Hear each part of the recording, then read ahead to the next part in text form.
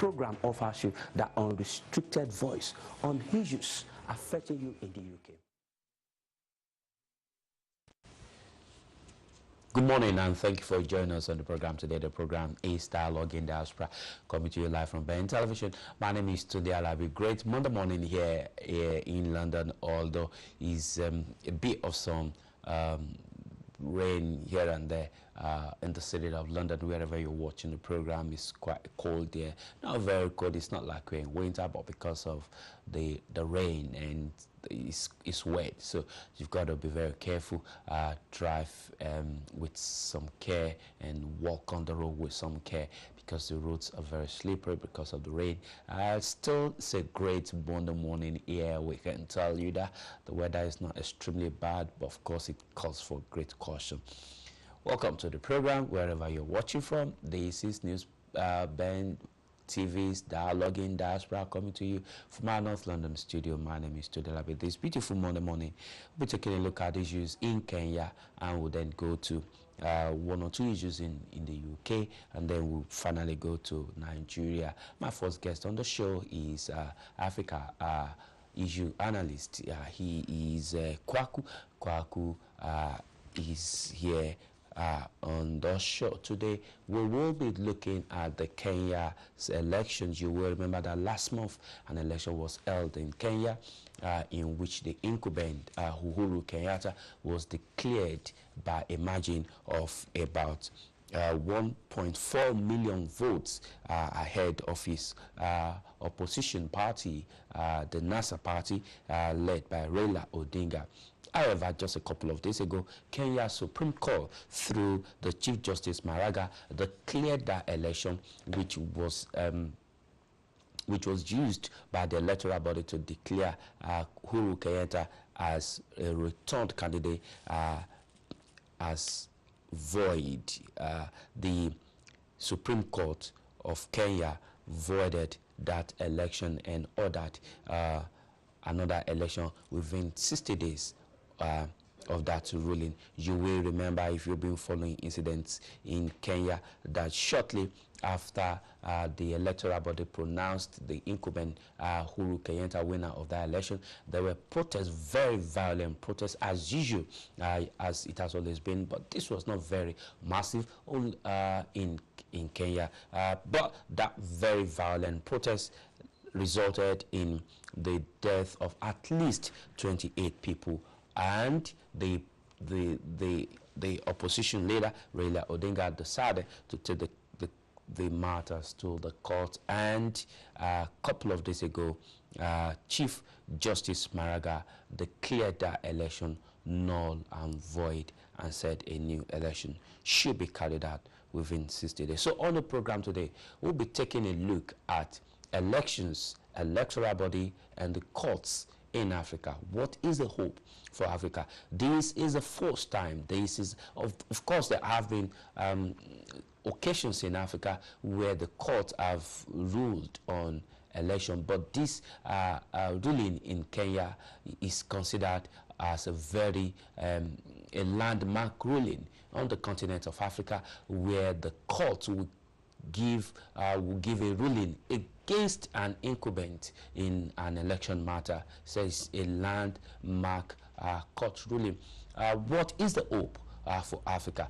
But the question further is, why will the electoral body that is supposed to be independent declare an election that is deemed to be irregular, that is fostered with a couple of irregularities, election that is shrouded in a lot of security irregularities and inconsistencies as being credible? We don't know what happened at the electoral body, but what we do know today is the country's highest court said that election is not perfect, it's not credible, and because it's laden with a lot of irregularities. I'm joined now by Kwaku, who will be looking at the hope for Africa in terms of roles being played by electoral bodies in elections and the courts. Kwaku, thank you for joining us on the program today. Good morning.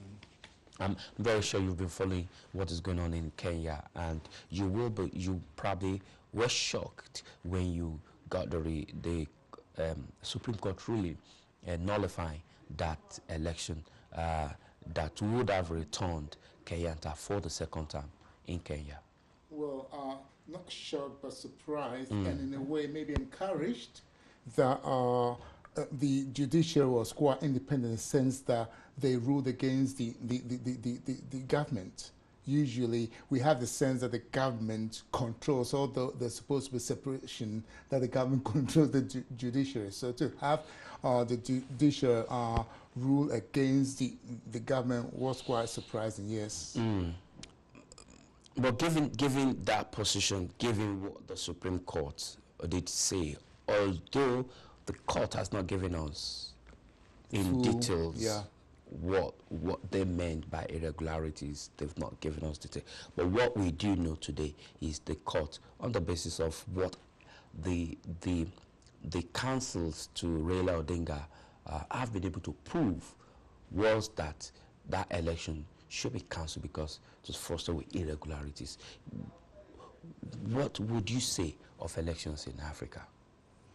Well, I know this is an African program, so we must talk in the context of Africa, but I think generally elections are fraught with accusations here, there, even the great America that's supposed to be the paragon of democracy. We know what happened with the shots in Florida and so forth.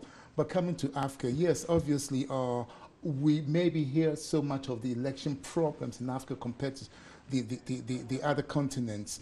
We remember that most of the countries talking about are fairly new. 50 years in the lifetime of nationhood is not that much or that long. A 50-year-old man is not a young man. No, we're talking about nations. You can't compare nations to about 50 years of nationhood. It's not. Yeah. Baby, here we are in England, and we think we understand democracy. We have problems. But we've got 1,000-year or plus democracy, in quotes, because not everyone had the vote till fairly recently in terms of the British history. No, but going back to Africa, I think, as I said, it's a landmark case in the sense that it's not usual to have. In fact, we haven't had, from my analysis, the judiciary rule against a sitting government. So that, I mean, it's quite encouraging because, as I said, often there's this sense that, although on paper the judiciary is separate from the government and so forth, there's a view or the perception is often stronger than reality. The perception is that the government controls the judiciary. But in this case, 4 out of the 6 judges decided that the vote, as you just say, the election had to be declared void, invalid. No. 3 of those are legalistic terms. Okay, but generally on the whole, I mean, if there are electoral bodies that are supposed to conduct, election might not be perfect anywhere in the world, but at least absolutely, there may not be absolute perfection, but at least very credible, open to everybody. But we're a situation where electoral bodies are not as independent as they should be. Say, for instance, the Kenya electoral body. Shouldn't they have known that there are irregularities perpetrated here and there that would have resulted, if should the case be taken to court, in that election being voided? Shouldn't that electoral body have known that? Okay, because as you said, elections are not perfect. That's why we do have monitors. And as you know, we have the EU, the AU monitoring the election process. Yes, the buck up to stop with the Electoral Commission. And as far as they were concerned, there wasn't any irregularities or not a great amount, I'd imagine, of irregularities. So on balance, they declared us a fair election. So did the monitors. The monitors didn't come out to decry the election, let's face it, until the NASA camp took this to court. So we have to understand that as far as those in Mr. Kenyatta's camp and the monitors were concerned, on balance and looking at practicalities in elections, because you cannot have a perfect election, so you want to have tilted as much as possible to a transparent election.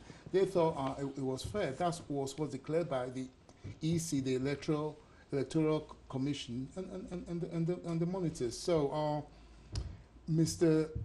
Odinga thought otherwise, and he took it to court. The learned judges looked at what was at hand, and they thought there were irregularities to do the Constitution. So I think, since the details have not been revealed, for all we know, there are pertinent technical issues rather than the implementation. So we must be careful not to refer too much as to what happened, because we're not on the ground in Kenya. Generally, people who lose elections, and you mentioned 1-point-something million, but in terms of the popular vote, in terms of percentage, Mr. Kenyatta won by 54, so 54-46, fairly close. So that is always reason for the loser to want to have a second bite at the cherry by declaring the elections not quite fair. In this case, the court agreed with him. So that's where we are at now. After the election, just as you said, the EU monitors said the election was okay. The EU Commission said the election was okay. And these are these are independent monitors. But the court said, no, the election was not okay. Now, the controversial part of this was that after the court said the election was frustrated with irregularities, the EU monitor came back to say, although we did say that there were some irregularities, but we only said that should be dealt with by the authorities of Kenya. How inconsistent can the words of international monitors actually be taken very seriously? Where initially they said this was good, and while the court said this was not good, they turned around to say, oh, we said, well, there were some errors. You did clarify by saying that no elections are perfect, including the Great Britain, in which we are in. So I think what happens, I would imagine, is that they'll look on balance to see how far has it gone. Has it been so bad as to declare this not fair? So let's say there are 1,000 districts and there was some irregularity in one district. I don't think that's enough to hold the whole election at stake, right? So these are the things that happen. So probably they're reflecting to 1 or 2 incidents that were inconsistent. But on balance, they thought it was fair election. So that's what they declared. So only in retrospect are they highlighting maybe the 1 or 2 inconsistencies that they saw. And I think every election there will be some inconsistency, but you have to be practical in moving forward. Okay, let's quickly take this call. Good morning. Thank you for joining us on the program today. We are on elections in Africa with specific reference to Kenya. Good morning. Where are you calling from? Yeah, good morning. I'm calling from Manchester. All right. Good morning. Go ahead and make your point. Sorry to be I've sent in an email on your mobile phone. Please check. I've sent you a message. Thank you for talking about Kenya this morning. Mr. Tude, I still want you to hold on to your guns, because there will be a lot of things that will happen in Kenya. They are just playing to the gallery. The president is just playing to the gallery. You know, the two of them knew everything about Kenya's election. So nobody wanted to play each other. That was why the president believed that he would need to give the respect to his older colleagues, and maybe they will need to play their own joker back again. Let me give you an example of what has already transpired. Do you know that they've given a certificate of return to the president? INEC in their country have already issued a certificate to him before the court now nullified this election. Secondly, all those that were present as an EU monitor, they said that the election was free and fair. Can you imagine? Which means what I'm talking about this morning is about wasting of money. If they are not going to help us in Africa to monitor our election, why go in there? If they wanted to listen to the president, let the president continue. Why are they conducting elections? It happens in Nigeria as well. I don't know why Africa at this 24th century cannot conduct simple elections. But because of the goodies that are attached with being a politician and representing the people, is why people are killing themselves and they want to die in the seat of power. I don't know. Very simple. Let people decide. Let people elect their candidates. But the people at the end of power will not allow such a thing to happen. And will you say that with the notification of this election, Rally Odinga will win? It's not if Kenyatta was trying to play smart. He will still use plan B. This is plan A being nullified. How can you alter the internet? They said it in America. A lot of them are using it. Now that we are saying that we wanted to use technology to monitor and to conduct elections, people are now knowing the way to play it out. It's a shame on African leaders. Very simple a thing is by count, head count. Okay, so simple. Thanks a lot. Thanks for your position. Thank you very much. Yeah. Do you want to react to that? Sometimes it could be a shame. Some of the position of the international monitors, some of the positions of electoral bodies in Africa, and even the people itself. Sometimes our actions or their actions could be very shameful. Well, it depends on what you mean shameful. I think they had elections in there. The people that monitored it believed it was fair. I've made the point that nothing is ever perfect, so there can be one or two irregularities in there. The person or the party that lost felt that no, there was a case to be answered, and they took it to court, and the court has made a judgment. So we've got to move from where we are now, which is the court believes that, well, as you said, they've nullified the election results. So whether the president had a certificate or not, it's neither here nor there. At that time, yes, they believe that that was the result, and so the certificate of the elections was presented to him. That's been nullified by the courts. Another election has been set for in 60 days. But what I might want to pick up from the gentleman's contribution is the zeal to which our participants get involved to the extent of putting their lives at stake. What is that for? That 28 people have been killed 10 years ago, a number of people were killed during elections. We don't tend to have that around, and that I think is of concern to me, because most of these people are grassroots people who are just looking out for the leaders, and the leaders are safe. And they come, and although I don't want to tar the whole democratic process in Africa with the same brush, a lot of our leaders, but let me just finish the point. A lot of our leaders, when they come into power, are looking for number one themselves rather than the country. So those are the issues we want to talk about. And those Africans on the grassroots who get so involved in this that they are killed or they put their lives at risk for. Why is it that in most Africa, third world election, developing nations, post-elections, there are always very violent violence? Why?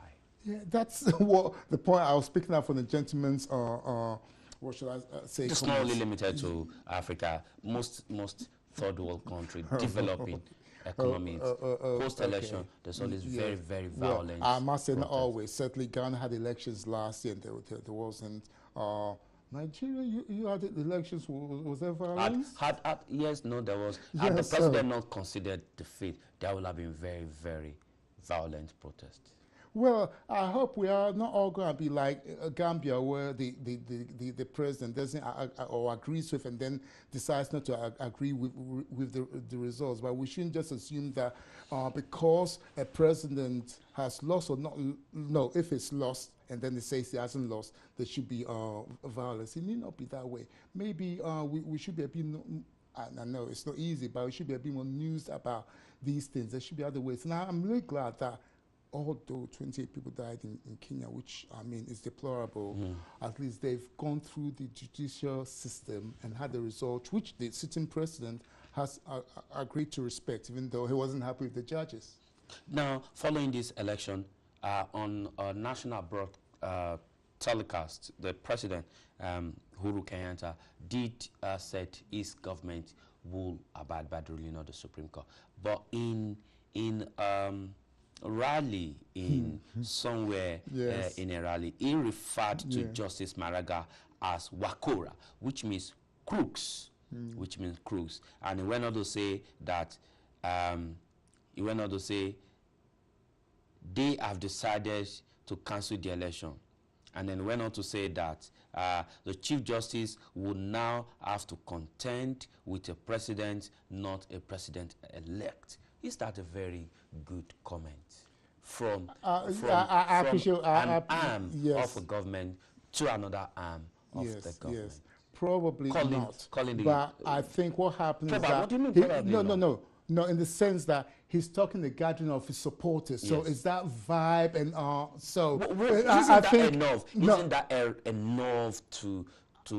I think so. It's unfortunate. It shouldn't, and certainly calling to incite the people to violence again. Especially I'm against not sure about that, but it's just that calling judges maybe crooks. It's a way of maybe saving face, but it's the wrong choice, and I'm not going to agree with that or support him. But I'm just giving the circumstance. He did not say that in Parliament, for example. He said that amongst his fans, and so. Sometimes when you want to say face in the midst of your people, but you're a bit more can't that inside the VAR? If he had said that in the Parliament, well, he said that among politicians, but now he's gone out at a rally to tell the people that that the judges are crooks. One, that the Chief Justice now will have to contend now with the president and not the president-elect. What was he trying to say? Well, he's trying to say that I'm still in control as president. So whether you've annulled this election results... Wasn't that derogatory on the judiciary? Well, calling, if the translation is correct, which I believe it is, calling them crooks doesn't bode well. But interesting enough, it was a majority decision. It was 4 out of 6. That's a majority, 4 to 6. Yeah. No, sorry, I'm sure it was a unanimous. Sorry. Yeah. So that goes to show that none of them could be quote unquote. Yeah, of course, there will always be dissenting opinions in every court case. But is that enough for the executive to run down the judiciary? No. I don't approve of that, and I think it's just unfortunate use of words. I'm just saying I think he was sweating euphoria of being with his supporters. Now let's look at the relationship between the 3 arms of government, the parliament, judiciary, and the executive. One tends to want to override the others. The executive. Should that be right? Should that be accepted? Should that be accepted? Is that right? No, it's not right. On paper, they're supposed to be independent. They've all got their roles. As I said, this part of the government structure. But there's a sense that we fought for this election. We are the government, and we should be the boss of everything. So it's very difficult for these political leaders to submit to the power of the judiciary. As it is now, do you think democracy in Africa is growing? It's what? Growing. It is if we believe, if democracy is every 4 or 5 years we go and vote, and as has been happening in recent years, sometimes we have a change of government, which is a change of party, then democracy is growing. But democracy in terms of people having power to change their lives is a different thing. And I think... What's the difference? The voice. With democracy impacting positively on the people and the electorates. Yes, I think often we go to the polling stations 4 or 5 years and vote. And those that run the country run the way they want, and I don't think they really engage with the grassroots. So the grassroots, who are the majority who've got the vote, do not see any meaningful changes in their lives. But these grassroots go back voting for those people again. Because that's the only choice they have, and we haven't. Why should that be the only choice? There are 2-3 parties contesting an election. You voted the government in power. For 3.5 years, the government wasn't doing enough for you. Yes. And then 6 months to another election, they decided to come to you, try to lobby you, and then you... Yeah, but so the choice, yes, then you decided to go 2 or 3 parties. The same but how different are they? You got 2 or 3 parties, but how different are they? And if you want to exercise that democracy of voting or marking the ballot paper, the choice are what you see. The grassroots organizations that could put someone to represent them do not have a chance. Do you know why? It's to do with money. It's to do with money. So the main parties, usually there are two in each country, have got a lockdown. So until you have a so-called revolution, it's very, very difficult for the grassroots to really have any meaningful engagement within that democratic process, besides just going and voting once every 4 or 5 years. Let's take a look quickly, take a look at leadership in Africa. How meaningful has leadership in Africa been to the masses? It's a shame because when we talk in gatherings, political gatherings, we always seem to hark back to the old days. We talk about Kwame Nkrumah, Nyerere, and stuff like that. But we don't talk about current leaders because it seems like we don't have any, it seems, as I said, we don't have any current leaders who are doing things. I haven't been to Rwanda, but I hear Kagame does things. He's got his critics, and I hear recently he had imprisoned some opposition leaders. So, but in terms of people telling me the changes that is brought to the place, how clean it is, how disciplined it is, you cannot bribe a police officers who are ahead. And you know, your country, my country, it's so rampant to bribe police officers and nothing happens. So probably some of the people seem as a benevolent detective to some extent.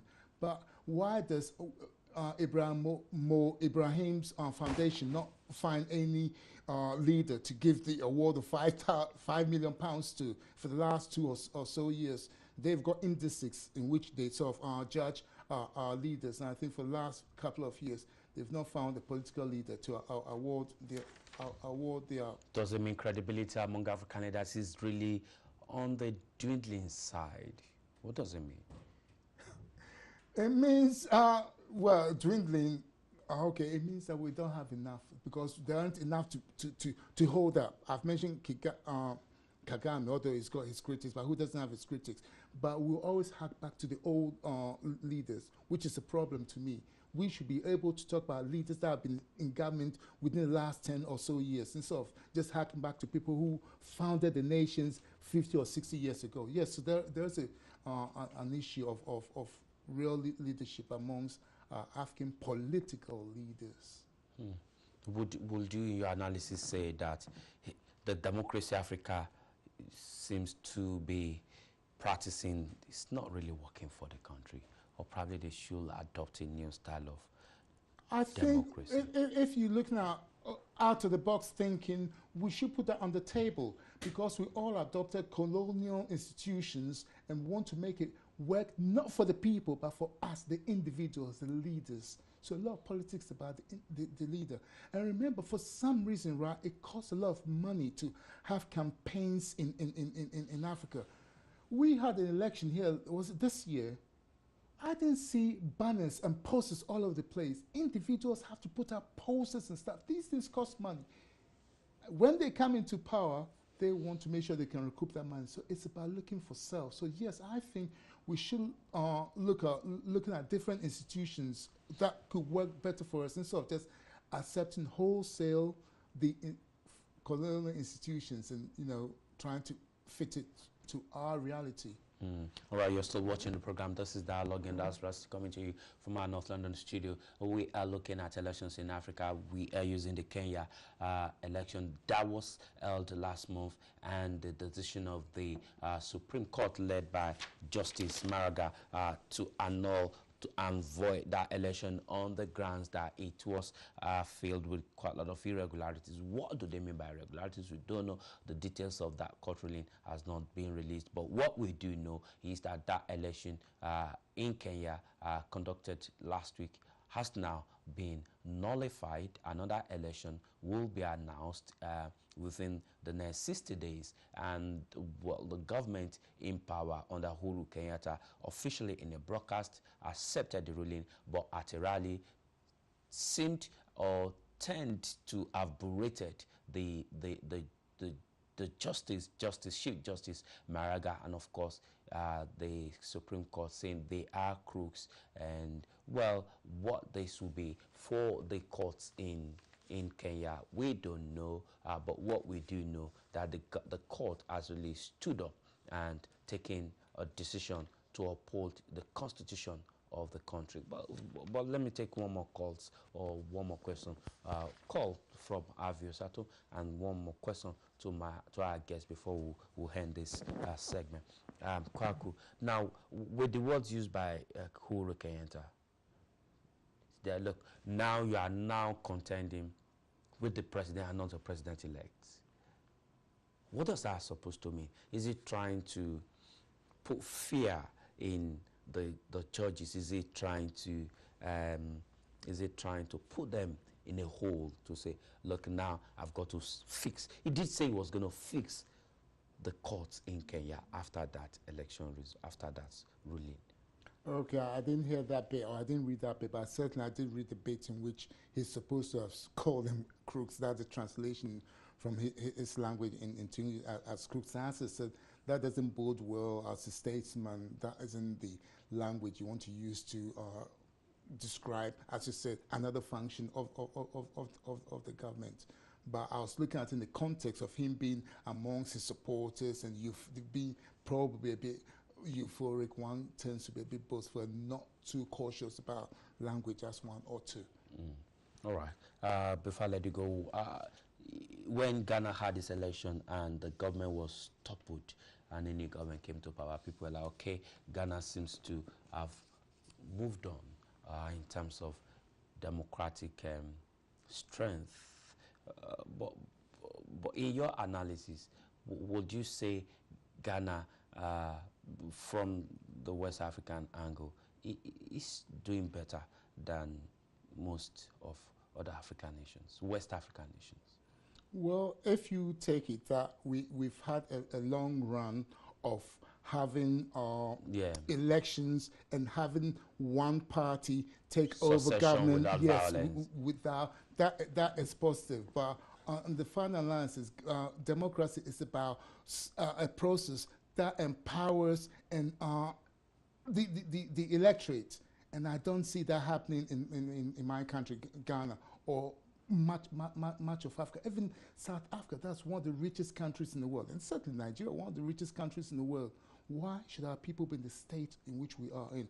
I saw a video recently in Ghana of a school where, I mean, they didn't have a roof, and practically this is like going back to the 19th century, studying under trees. That should not be happening. That should not be happening. Then we have a parliament or parliamentarians who after each parliament get pensions. So if you go through 4 parliaments, you get 4 pensions. The disparity is just unbelievable. I think our politicians, or most, and I'm mindful that there will always be good people or good men and women. There are good politicians, but I think most of our politicians are there for themselves. So they're not there for the people. That's the problem. So, I mean, we have to find out better ways of doing politics in Africa. A better way of doing politics in Africa. Kwaku, thank you for joining us on the program. Kwaku is Africa Matter analyst joining us on the show, Dialogue in Diaspora, this beautiful Monday morning, though it's quite wet because it's raining out there, but we've had a good time here. Do join us. The program has not ended. We just want to quickly hand you over to our newsroom now as we take the news, and after that we will come back to look at the issues around Nigeria, where we'll be going after this discussion on Kenya.